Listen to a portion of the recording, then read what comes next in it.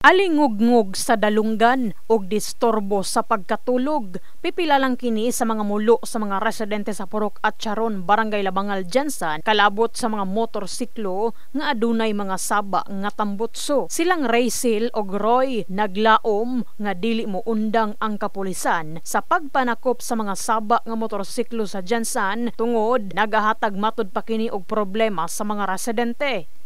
Hindi na handangan og panakop ay sagbot sa kablinggan nga sa banha mong gunagod.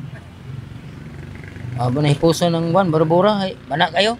Dili kay may katulog kay saba kaayo. Tapos dapat makuanan na ba, maundang na unta na ba kay lisod kayo, napaboy mga bata, napay magtrabaho ba, madisturbo pod.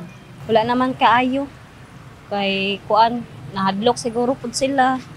Basig sa uban kuan pa siguro kanang saba pa siguro kay sila kay mamalin na sila kay kuano na may dakop sa uban.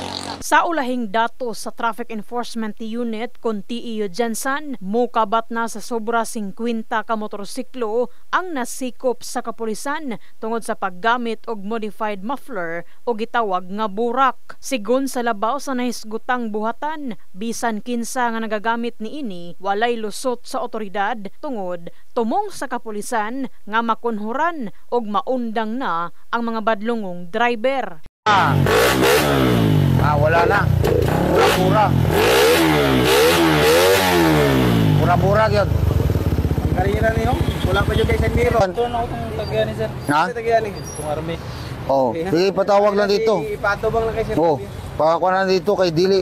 Bawal ng bura-bura. Mo army man ka, mo pulis ka, bawal ang bura-bura. Dili na to ginakunan kay kanang bura-bura, sakit sa talingas ng tao diri. Magkarira-karira, mabanggaan diri ang kuan. Ang uban madamay. Nanawagan ang kapulisan sa publiko nga pahibaluon ng daan ang mga kabanay nga adunay open pipe nga motorsiklo nga tanggalon na kini og ilisan og standard nga tambutso aron dili madakpan sa dalan og aron sab dili matud pa maisyuhan og citation ticket. In the heart of changing lives, kini si Brigada Enemy Mugpon sa Brigada News Jansan. Brigada News!